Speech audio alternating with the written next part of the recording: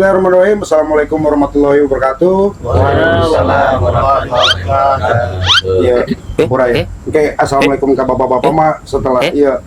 Jadi mau dijawab jadi goreng. Kan di fokusnya ke saya lah ya. Jawabnya lalu nanti.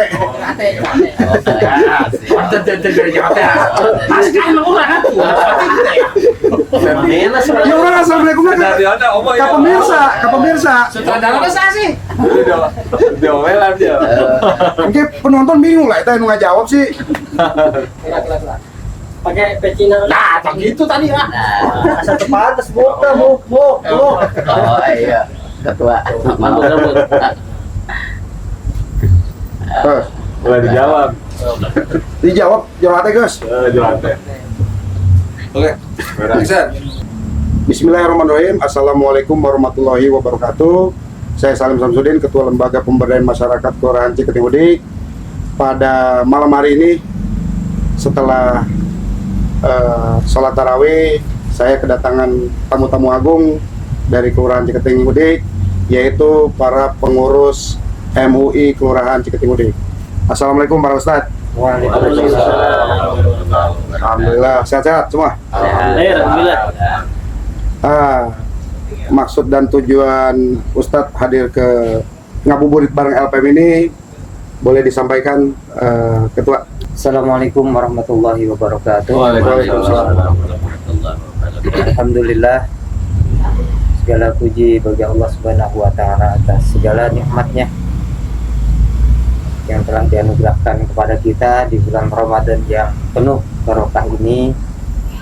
Kami diterima di kediaman Bapak Ketua LPM.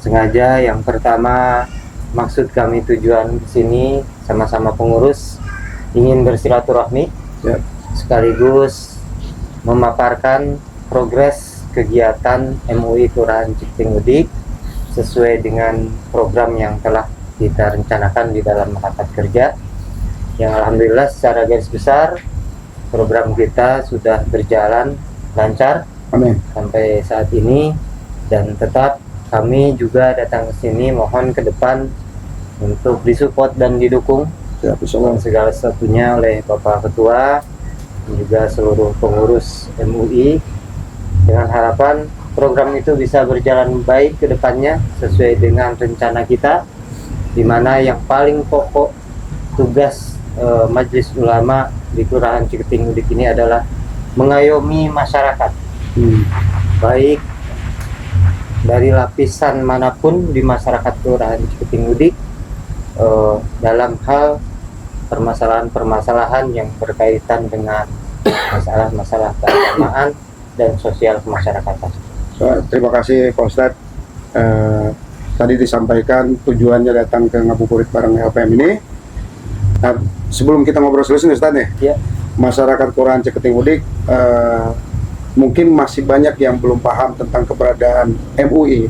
MUI itu apa, tupoksinya seperti apa, mangga dijelaskan Pak Ustadz. Jadi masyarakat Ciketing Udik juga punya pemahaman tentang Majelis Ulama Indonesia Kelurahan Ciketing Udik. Silakan. Majelis Ulama Indonesia atau MUI ini adalah sebuah lembaga atau organisasi, tepatnya organisasi yang resmi yang sudah diakui oleh pemerintah Indonesia, yang berada di tingkat pusat sampai dengan tingkat kecamatan. Adapun yang di tingkat kelurahan ini adalah sebagai perpanjangan tangan daripada Majelis Ulama Indonesia tingkat kecamatan. Dalam hal ini tentu saja Kecamatan Bantar Gebang. Nah, kami semua memiliki tugas yang pokok, tugas yang utama, yaitu membina masyarakat. Membina, mengajarkan kepada masyarakat, mendampingi masjid, musola, dan majelis taklim dalam semua kegiatan keagamaan yang ada di Kelurahan Ciketing Udik ini khususnya.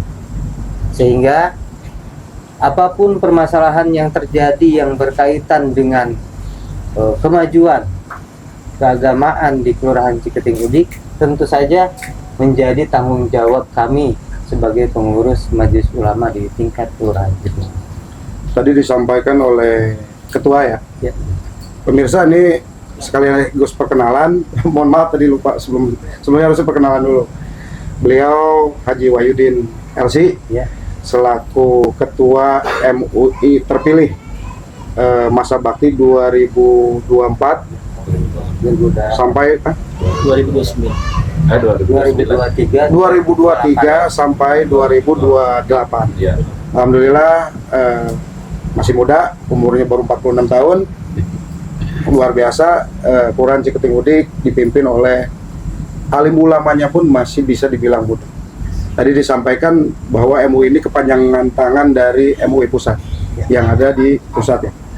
Ini Ustaz, sebagai kepanjangan tanganan dari MUI pusat, konteks MUI di tingkat kelurahan, saya sempat mendengar bahwa tingkat kepengurusan MUI itu hanya sampai kecamatan, dan itu adanya di Bantar Gebang. Nah, ketika hari ini ada kepengurusan atau organisasi MUI di tingkat kelurahan, ini sejauh mana? Apa memang jadi satu kebutuhan di wilayah kita di Ciketing Udik yang memang lebih banyak kepentingan terhadap organisasi atau seperti apa? Mangga Ustaz. tepatnya lebih kepada siar daripada MUI yang ada di tingkat kecamatan, sehingga kita membantu program MUI kecamatan di tingkat kelurahan. Nah, program-program itu yang kita tuangkan di dalam rapat kerja itu sebetulnya adalah bagaimana melaksanakan program MUI yang ada di tingkat kecamatan Bantar. Ya, bisa dibilang membantu, memfasilitasi kegiatan MUI kecamatan yang ada di tingkat kelurahan. MUI Kecamatan Bantar Gebang memiliki cakupan yang cukup luas, Ketua. Ya. Di beberapa kelurahan, ada 4 kelurahan kita ya di Kecamatan Bantar Gebang. Nah, mereka sangat terbatas. Tenaganya, personelnya juga sangat terbatas, waktunya juga terbatas apabila kita tidak maksimal membantu program MUI kecamatan di tingkat kelurahan Ciketing Udik. Dan ini cuma ada di Ciketing Udik, di Kelurahan Ciketing Udik. Yang sudah diresmikan dan di SK-kan oleh MUI Kecamatan Bantar Gebang baru di Kelurahan Ciketing Udik. Nah, seberapa penting kehadiran MUI di Kelurahan Ciketing Udik sementara di kelurahan lain tidak ada misalnya? Apa memang ini bentuk kesadaran para alim ulama di Ciketing Udik sehingga membutuhkan organisasi MUI ini di tingkat kelurahan atau seperti apa? Sejauh ini kami merasa sangat diperlukan untuk dibentuknya MUI di tingkat Kelurahan Ciketing Udik ini karena masyarakat Ciketing Udik cenderung awam. Awam tuh dalam hal apa? Pertama, fatwa MUI yang ada di tingkat pusat. Kita butuh mensosialisasikan fatwa MUI Ya. dalam beberapa masalah yang memang harus disampaikan. Nah, jika tidak dibentuk di Kelurahan Ciketing Udik ini, maka akan terjadi semacam kejahilan yang berkepanjangan mengenai MUI ini apa, makhluk apa MUI ini. Nah, dengan Makhluk gaib ya, dibentuknya, Ustaz. iya, yang jelas Sadis. sampai ada kalau masyarakat bawah itu apa bedanya MUI dengan Muhammadiyah dengan NU. Nah, Sebetulnya kalau kita pengurus tuh ketawa gitu kan mendengar itu. Karena apa? Yang ditanyakan itu bukan jalurnya. Ya. MUI justru membawahi organisasi atau ormas Islam yang ada di setiap wilayah. menaungi lah. Menaungi ya. Jadi sehingga mereka juga menjadi pelindung, pendukung setiap program ormas Islam yang ada di masing-masing. Nah, pada malam hari ini, alhamdulillah kan Pak Ketua ini bawa rombongan nih. Ya. Boleh dijelasin, walaupun nggak semua ya. Jadi anggota MUI ada berapa? Ada 42. 42 orang. Ini beberapa aja, mungkin ini pengurus inti kali ya. Betul. Boleh dijelasin Ustadz atau diperkenalkan satu persatu supaya warga masyarakat juga paham tentang tupoksi ataupun tugas-tugas jabatan yang ada di MUI Kelurahan Ciketingudik ini. Iya. Kalau gitu silahkan aja memperkenalkan diri masing-masing. Ya Allah, ya. Biar kebagian ngomong. Supaya bisa berbicara. Langsung dari sini dulu, dari yang paling gede dah, paling gede. ya. Silakan. Kalau yang paling gede nama saya Nesin Setiana, ya. Jabatan di MUI, pengurusan MUI Kelurahan Ciketingudik, bagian keuangan bendahara. Pantas. Ya, pantas badannya gede katanya. Jadi Bentuknya kayak celengan. iya, udah pas kayak gitu. Makanya sebenarnya ini menjadi beban juga buat saya, tetapi karena Pak Haji Wahidin dengan yang lain menunjuk saya, insya Allah mungkin tugas ini amanah dari MUI, ya istilahnya para kiai, para ustadz, insya Allah saya amanah untuk memegang keuangan di MUI Kelurahan Ciketingudik. Sehat. Ya, silakan untuk selanjutnya. Di pendatang baru. Baru datang maksudnya. Sudah, Saya sebagai sekretaris MUI kebetulan berdua nanti sama Ustaz Asep, nama saya Warto di kampung terkenal dengan Warto Abdul Rahman saja. Gitu. Baik, yang ketiga dari deretan. Perkenalkan, nama saya Muhammad Tajudin, asli dari Kelurahan Ciketingudik. Kebetulan posisi masih menemani akang yang gede ini. Beliau bendahara ke-1, saya bininya bendahara ke-2. Kenek. Jadi kalau bendahara 1 tidak ada, ya terpaksa saya mewakili beliau. Siap. Tapi tetap bersinergi antara langit dan bumi kita. Jadi Selalu kalau Ustadz bersama. Nesin anggaran dari langit, Ustadz Tajudin dari bumi. Ya gitu. Kalau Ya. ketua nggak usah memperkenalkan, bila diperkenalkan lebih dulu, mangga Ustadz. Dewan Pembina. Saya Miftahul Halim sebagai Dewan Pembina. Dewan Pembina MUI. Nah kalau Dewan Pembina berarti di luar struktural, Di luar pelaksananya. Dewan Pelaksana. Lanjut. Baik, perkenalkan nama saya Semaluddin. Kalau saya di bidang sekretaris, di sekretaris 2 mendampingi Pak Ustadz Warto. Mungkin itu aja, terima kasih. Berarti ini secara gambaran organisasi udah lengkap sebenarnya. KSB lah, KSB. Iya. KSB plus penasehat, ketua, sekretaris, bendahara, dan penasehat. Nah, itu baru pengurus inti. Adapun bidang-bidangnya apa aja sih biasanya? Kita memiliki bidang yang cukup banyak ya.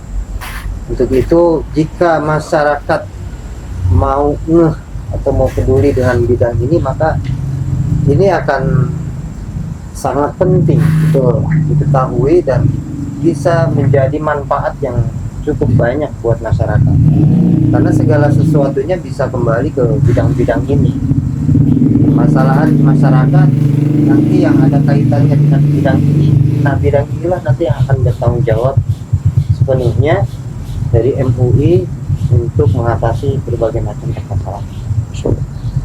Di sini kita punya bidang fatwa.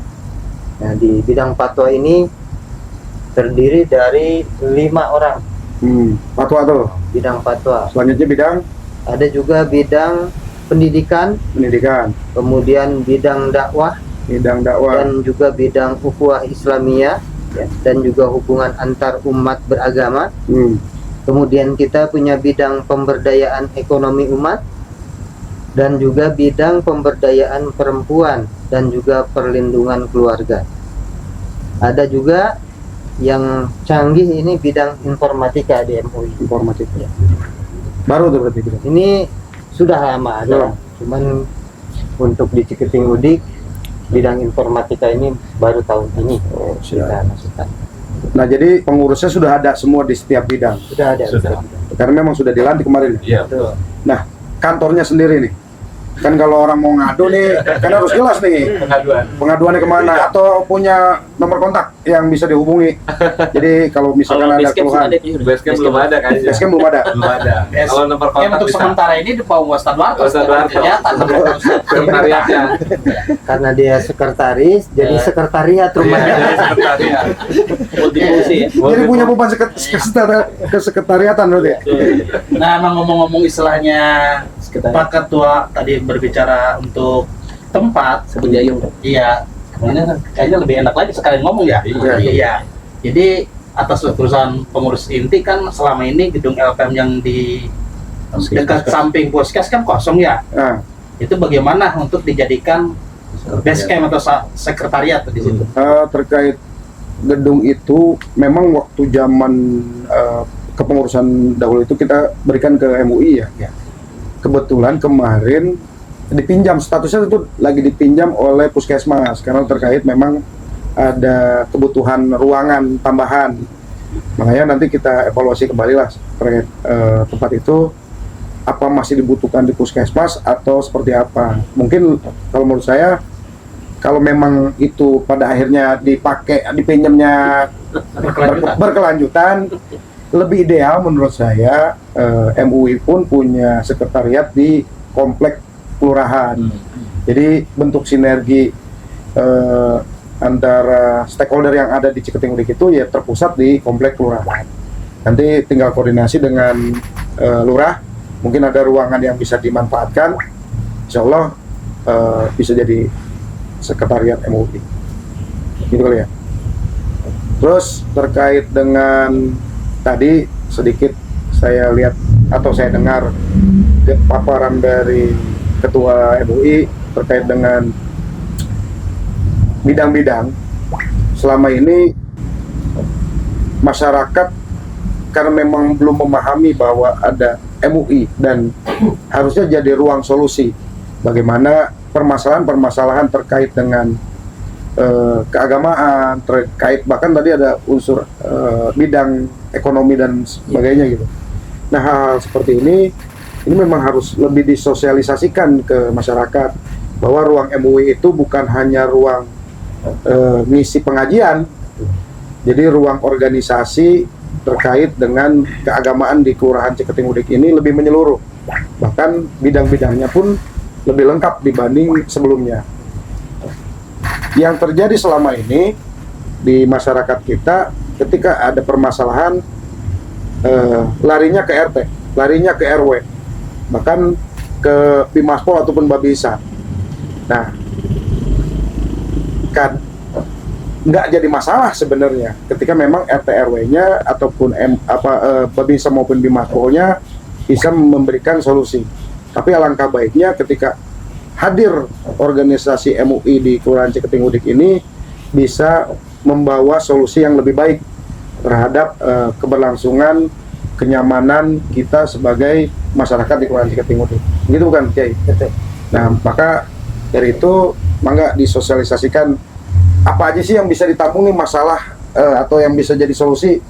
Karena selama ini saya berharap nih muncul kembali bagaimana marwah para alim ulama ini di masyarakat, di tengah-tengah masyarakat Kelurahan Ciketing Udik jadi tokoh, jadi pemecah permasalahan.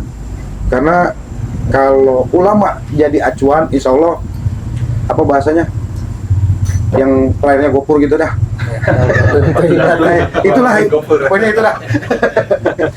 Bang ya, Gey, atau Ustaz Warto yang mau datang, biar kebagian ngomong. Ketua dulu.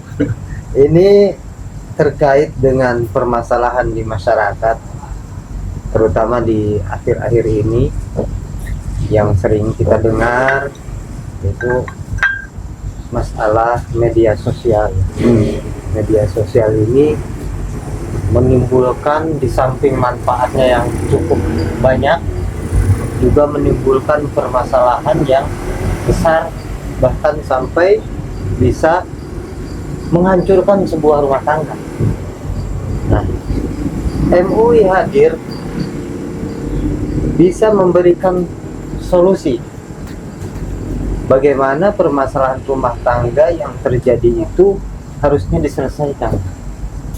Dari mulai masalah perceraian atau talak, dari mulai masalah bagaimana membina keluarga supaya lebih harmonis. Talak itu kan banyak.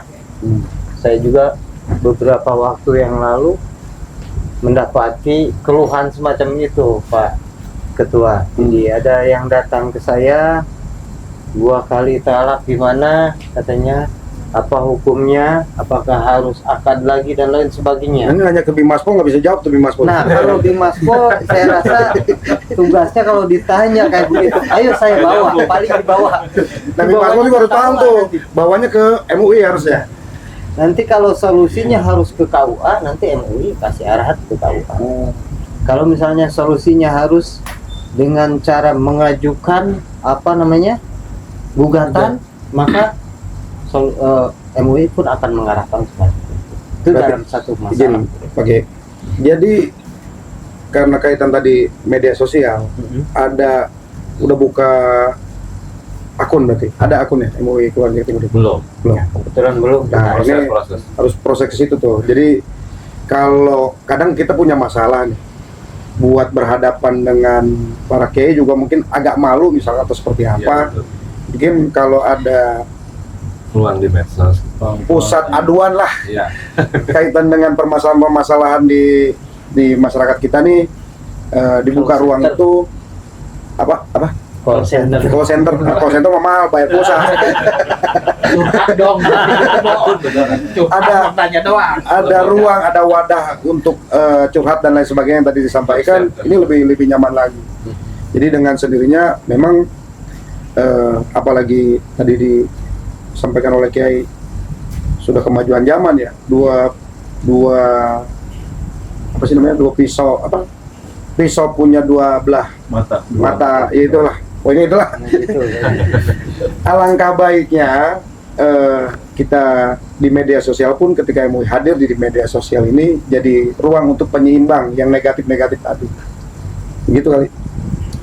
Terakhir mungkin atau ada tambahan? Iya, jadi sebetulnya yang tadi Ketua sampaikan itu sudah kami rencanakan. Cuma lagi-lagi karena memang kita baru lahir untuk periode ini, terus juga masih banyak kekurangan materinya. Untuk melangkah ke media sosial ada beberapa yang memang harus kita siapkan. Tuh, jadi peralatan-peralatannya harus kita siapkan. Sarana prasarananya lah. Ya, prasarananya. Termasuk sekretariat juga. Sekretariatnya harus kita persiapkan. Dan memang bukan hanya sekedar permasalahan rumah tangga sih yang memang yang kita ini. Hampir sekarang dengan media sosial memunculkan berbagai macam masalah dari lini yang paling rendah sampai yang paling tinggi. Termasuk anak-anak juga. Generasi ini juga masalah yang luar biasa dan memang harus kita berikan solusi. Dan MUI lagi-lagi berusaha untuk mengarah ke sana. Jadi untuk mengcover anak-anak usia belajar yang mereka notabene belajar agama itu di sekolah sangat minim, ini juga MUI berusaha untuk mengarahkan ke sana, biar anak-anak kita, generasi kita, biar lebih banyak merasakan pendidikan agama. Dan ini tidak bisa kita pungkiri bahwa etika anak menjadi baik itu dengan gemblengan agama. Ketika gemblengan agamanya kurang, ya minim nanti ke depannya. Nah, ini MUI pun hadir ingin memberikan solusi itu gitu. Dan lagi-lagi memang karena memang kita baru lahir belum bisa maksimal ke sana, karena bukan hanya sekedar ide yang bisa kita munculkan, tapi sarana prasarana yang harus kita siapkan juga. Eksplisit Ustadz, langkah ini penting banget nih tadi terkait anak muda, karena memang terakhir kita diskusi dengan Bimaspol contohnya, sekarang lagi bulan puasa, musim tawuran, Bahkan kemarin kejadian pencurian pun pelakunya anak muda. Ini kan udah jadi kekhawatiran kita bersama nih. Nah, langkah jangka pendek nih terkait dengan bahayanya anak muda kurang gemblengan tadi nih. Ini seperti apa nih dari Abu? Jadi kita belum detail ya, baru hayalan, baru beberapa oretan kita ya, rencana kita. Nah, untuk ini barangkali mohon maaf untuk mengcover atau meminimalisir masalah-masalah dari mulai rumah tangga dan juga remaja tadi. Untuk itu kita melakukan atau melaksanakan program seperti subuh keliling. Ya, harapannya karena di situ juga ada semacam pembinaan keagamaan dan juga kita mengadakan pengajian remaja. Ya, itu seperti pembinaan tilawatil Quran. Harapannya dengan tilawah itu anak itu waktunya untuk yang tidak bermanfaat menjadi teralihkan ke kegiatan tilawah atau qiraat. Itu sudah mulai berjalan ya tuh qiraat. Ini kadang gini, Ustaz. Kita punya program bagus. Punya program tadi subuh keliling, qiraat dan lain sebagainya. Ini buat orang yang benar nih, anak muda yang benar yang mau ikutan. Yang nggak benernya gimana nih? Yang masih doyan tawuran, cara nariknya seperti apa? Makanya ini harus lebih signifikan nih. Kalau kita membuat satu program, satu kegiatan yang targetnya karena kemarin sempat tuh ya Ustadz Mirta ya, terkait yang masih nyanduk penyakit masyarakat tuh, entah itu judi online, minuman keras, di masjid yang mabok kan gitu. Solusi yang di euforia itu tadi tuh yang harus punya tarikan lebih ekstra ke biar mau gabung ke majelis taklim atau masjid mushola yang ada yang diisi kegiatan di MUI itu. Nah, langkah-langkah kecil itu yang menurut saya lebih signifikan, karena ketika kita membuat program subuh keliling terus pengajian, ya yang ikut itu nggak mungkin ikut tawuran.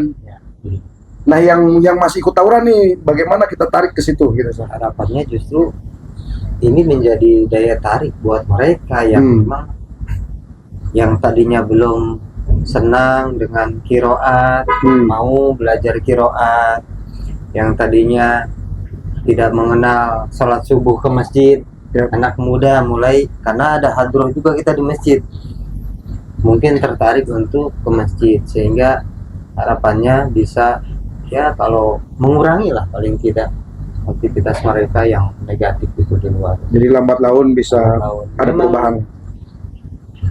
Untuk efektivitasnya kalau untuk ke remaja mungkin masih jauh ketua.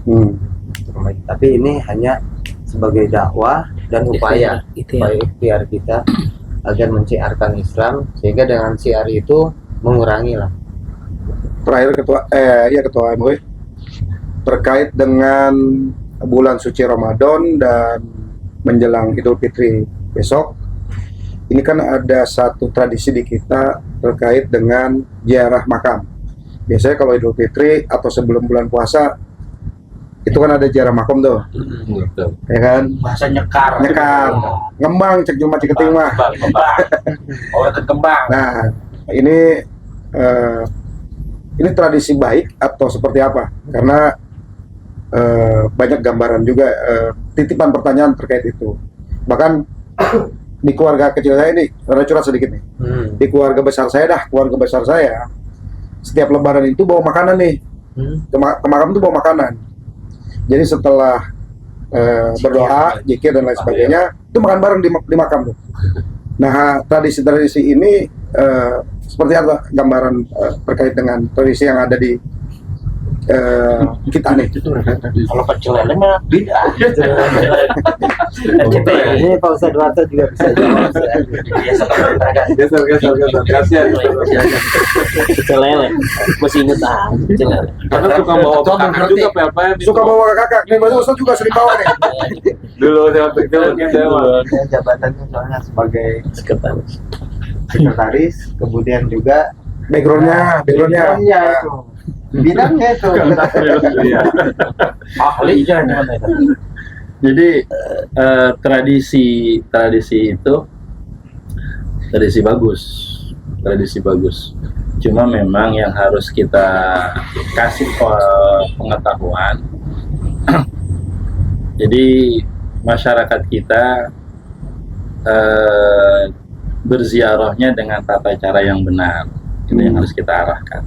Kalau tradisi ziarah makamnya itu tradisi yang bagus, jadi memang nggak masalah ya. Dulu pernah dilarang sama Rasulullah, tapi kemudian dibolehkan lagi sama Rasulullah Ziarahnya. Terus di dalam berziarah itu kan macam-macam tuh gaya orang-orang berziarah. Ada ya, termasuk ada yang bawa makanan. Mereka bawa makanan bukan susuguhan, tapi mereka bawa makanan untuk mereka makan sendiri. Benar. Karena Biasanya pagi soalnya, Ustaz. Iya. Kalau siapa nggak kebagian itu. ya, karena kan kumpulnya mereka jalan sana jalan sini, lelah, ya makan di situ. Cuma memang yang harus kita kasih pemahaman kepada masyarakat, etika berziarahnya. Jadi berziarah itu ada etikanya, nggak main. Ya berziarah aja nggak gitu. Melewati makam, bagaimana etika ketika masuk pemakaman, bagaimana ketika kita berada di pemakaman. Gitu.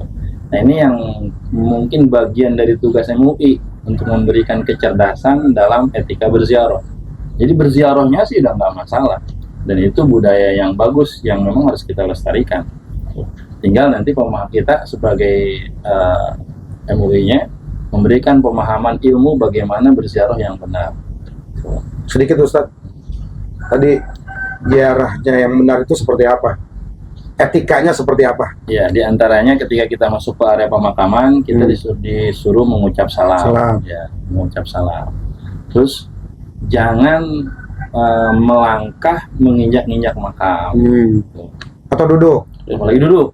Melangkah menginjak-injak makam aja, jangan duduk. Apalagi sampai masang petasan di atas.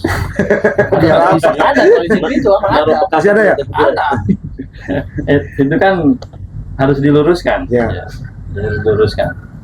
Memang ada beberapa yang kita lihat karena keawaman orang masyarakat yang berziarah, akhirnya dalam berziarah itu mereka yang ya etikanya tidak diperhatikan, dan inilah yang menjadi penyebab sehingga orang-orang lain berziarah begitu. Ya.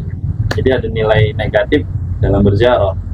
Nah, bukan ziarahnya yang salah.